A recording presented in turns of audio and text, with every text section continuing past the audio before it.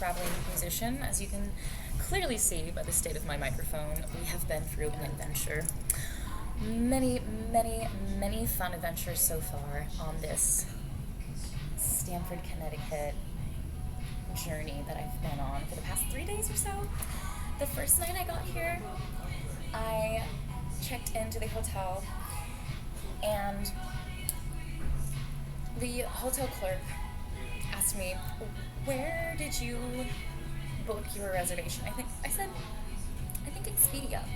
And so he started to look, and he's starting to try and find my last name in the system, etc., etc. And I notice all of a sudden that there is a ladybug crawling on me. And I was like, "Oh, this is cute." And I was like, "Hey, little guy, like, what's up?" And he's like, "Oh," and the hotel clerk was like, "Oh, that means that's good luck." And I was like, "Oh, yay. I could use that right now," you know? And I was like, "That's so cute. It's like godly. It's literally like a godly moment." And I was like, "This is adorable." And so I kind of like start taking off the little ladybug, and I start to put it on the counter, and the hotel clerk is like, "Where did you say you booked your reservation?" And then we're like not able to find it, and then the ladybug is like crawling on the counter, and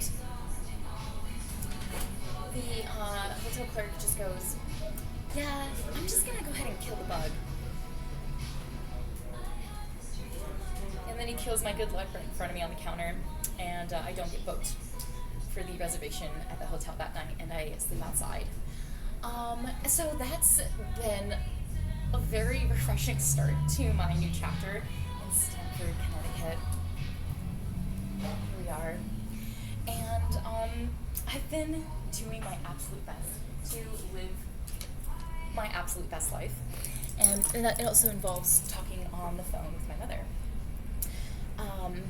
And we were catching up, and it's good. I love my mom. I'm always going to.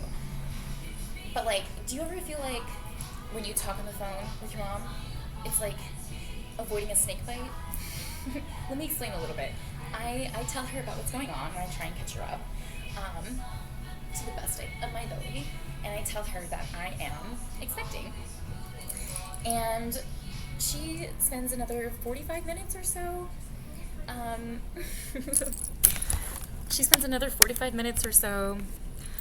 attempting to tell me that what I'm experiencing is not pregnancy, and instead, I quote exact words, a maternal awakening, and that the maternal side of me is dying to wake up within me. And I was like, yeah, this feels really familiar. You know, me telling my mom what I know for a fact to be true about my body, and then my mom denying my feelings and my reality. And I was like, yeah, that makes me want to come home and like bake a dozen cookies for you for sure. But you know, I just feel like I'm grateful for Mother Nature. Like, this is how talking on the phone with your mother, I'm sure you all can relate with the mother relationship. It's beautiful, but it's complicated. And it's fickle. So I just feel like it's like a phone call with your mother is like avoiding a snake bite. Like, you're appreciative and you're grateful for Mother Nature. However, after the interaction, you just gotta shake out the poison just in case. Otherwise, it seeps on in there and gets you.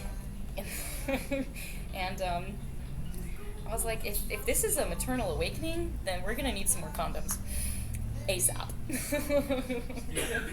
And So you have to leave. You can't do this here. okay. I give you just 5 minutes. Okay, thank you. Okay. Thank you.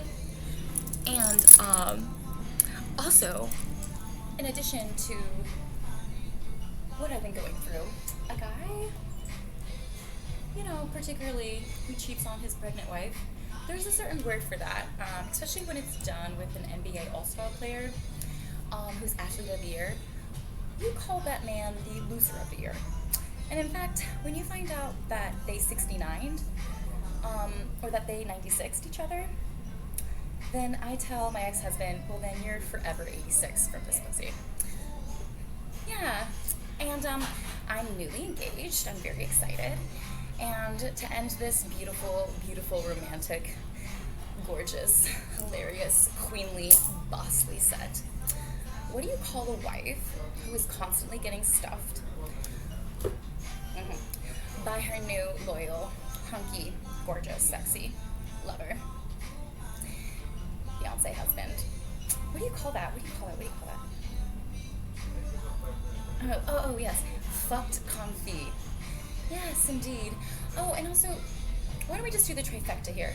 What do you call a wedding vow that starts and ends with a gag?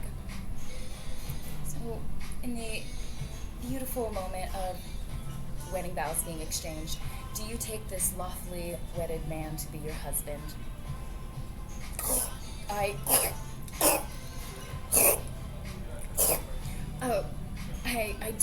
do. But you can't even say I do, so you're just constantly sucking his dick, and it's never tasted better than anything in your entire life. That's what you call matrimonial bliss to the ends of our lives. And we're really gonna finish with the trifecta here, because queen, boss, never disrespect me like that ever again. And I'm about to get fucked so good on a balcony in Miami in my wedding dress in 5-inch stilettos. And what we call that, ladies and gentlemen, what we call that is a delicious, dangling delicacy. Thank you so much. My name is Kimberly Poncé.